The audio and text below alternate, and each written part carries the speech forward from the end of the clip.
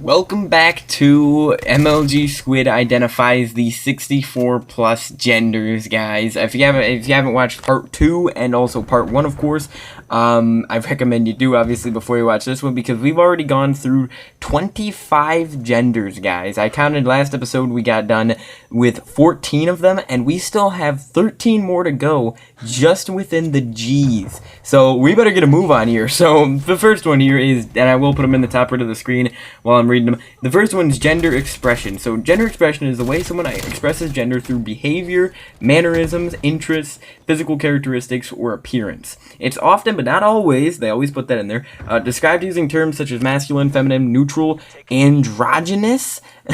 Think I said that right? I don't really care though. Conforming or non-conforming. I saw our quote-unquote president-elect say that earlier, and it's just like, really? You support a guy, a girl with a dick? Come on. The words used to describe someone's gender expression are dependent upon social or cultural norms and stereotypes and may change over time. So there is that one. Gender identity is the next one here. This is the way someone experiences gender internally as part of their core or sense of self. Gender identity can't be assumed based on appearance, anatomy, social norms, or stereotypes. You're right, unfortunately, nowadays it can't. Gender identity isn't determined by assigned gender or sex and often develops or changes over time. Imagine me changing into a female over time. Quote unquote female. You know, you can't change genders, people. It's just, you get what you get, I guess, and you don't throw a fit. And honestly, if you do throw a fit, I think you have a problem. The next one is gender-neutral pronouns. This one is unique compared to all the rest, I guess. These pronouns aren't stereotypically or culturally categorized as male or female, masculine or feminine, or for men or women. Gender-neutral pronouns are used by both cisgender, which are the pigs, male pigs apparently, the white male pigs, and transgender individuals, the God sends, according to them, as a way to affirm and convey important information about who they are and how they want to be referred to. The examples include they/them/theirs. These, those ones by themselves, I don't understand why they are putting they or them or theirs. Like, what are we supposed to call you? They instead of like, I don't understand what we're supposed to call you. The next one is z, her, hers, here's. You can't even pronounce this stuff because it's so stupid. Last time we saw woman spelled with an X. Z, zers, zers, z, them, zers. You know, like, they put these X's in front of all these, really. And the Z's, and, like, why? I guess just to, show that you're different, but in reality, it just looks stupid, man.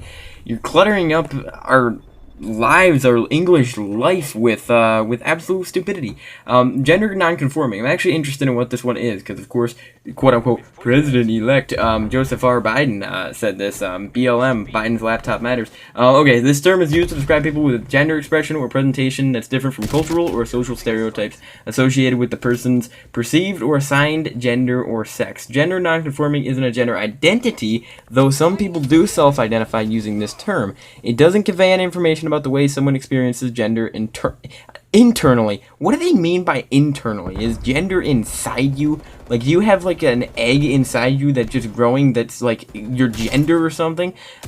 Should be like in God, these people, man. Just keep it simple, guys. More accurately, gender nonconforming is a term used to describe physical traits in relation to social and culturally defined gender categories. People of any gender, cis, trans, or non-binary, Jesus, can be gender nonconforming. Okay, so basically this one is, you're different. You think that you're special. You think that you're different than everyone else, when in reality, you're simply a freak or an alien. Because you don't like getting called something specific. Did you just assume my gender? Gender normative, a term used to describe gender traits or identities that are perceived to fall within social norms and expectations. Right, like a man should be muscular and a woman should not be, and a woman should be beautiful, a man should not be. It's kind of that simple, guys. A woman should wear makeup, a man should not. A man should have a dick, a woman should not. It's kind of simple, is it not, guys? Next is gender presentation. Similar to gender expression, gender presentation refers to the way someone uses behavior, mannerisms, interests, physical characteristics, or appearance to convey or present a particular gender externally. So this one's externally. So this is like their skin. This isn't actually, you know, their heart or something. Oh my god. Gender questioning. A person who's questioning one or multiple aspects of their gender, such as their gender identity or expression.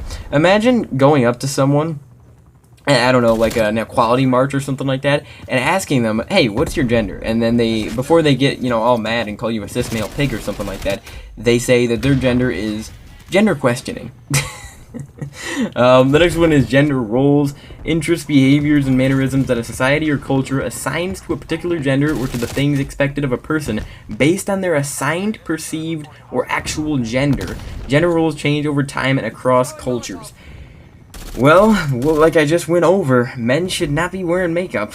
So there you go. The next one, gender variant. Similar to gender nonconforming, gender variant is an umbrella term used to describe people with a gender identity, expression, or presentation that's different from the perceived social norm or dominant group. Some people dislike this term because of its potential to perpetrate misinformation and negative stigma about non-cisgender gender identities and non-conforming presentation being less normal or naturally occurring. And dude, I would say maybe 100 years ago or more years ago than that. Obviously, I wasn't alive back then, but I can guarantee you right now, this did not go on. So for them to say it's, you know, it's rude to say this because it makes them feel less normal or naturally occurring is just flat out wrong. It didn't happen before, like, the most recent 2 generations or something like that, which unfortunately my generation wants to carry on. God, we need Trump to stay in, people. We really do. But then again, if he does stay in, there's going to be a civil war. But we'll see what happens. Gender fluid. This one is one that I've heard a lot. This label is used to describe gender identity or expression. It involves the experience of moving between genders or having a gender that changes over a particular period of time. For example, from moment to moment. So, okay, so 2 seconds later, 2 seconds from now, I can be a female. Nice. And then 2 seconds later, I can be back to a male. Nice.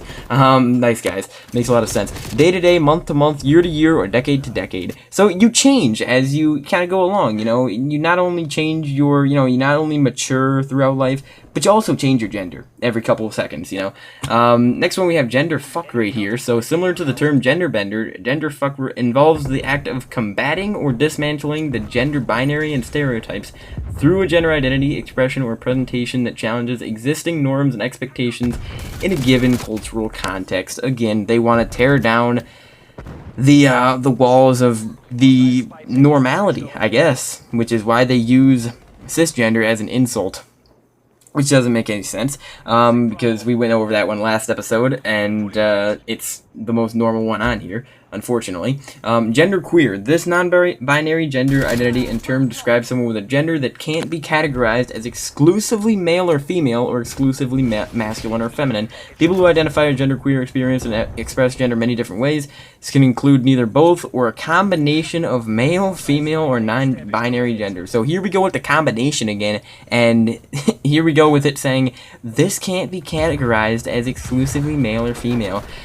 Again, you're an alien if you identify as a genderqueer. I mean, it's even in the name. Who would want to call themselves a queer? I mean, come on, people. I always make fun of quickscopers and COD and call them a queer scoper because, you know, they're freaks. The next one here is Greygender. I've also heard this one lately. A gender term that describes someone who experiences ambivalence.